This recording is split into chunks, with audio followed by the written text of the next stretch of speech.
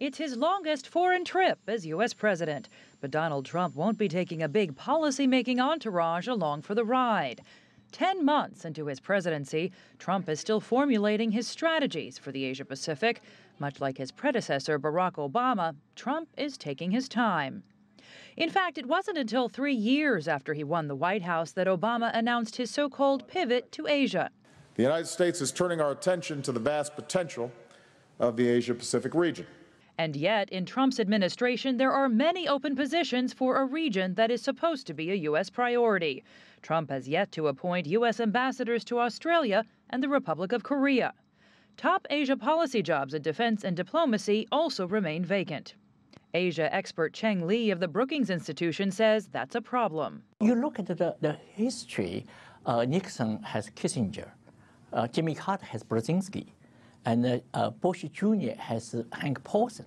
You need a heavyweight person to coordinate this policy. Trump has no such coordinator for Asia affairs, and Lee says so far 3 different officials have spearheaded economic initiatives between the U.S. and China.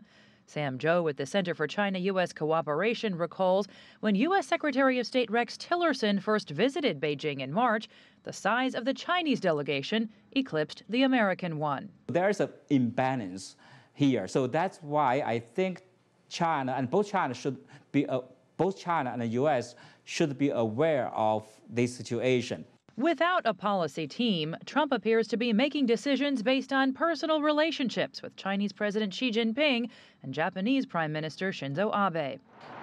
But unlike Barack Obama's more comprehensive Asia pivot strategy, the Trump administration is more narrowly focused on 2 major issues: denuclearizing the Korean Peninsula and bilateral trade.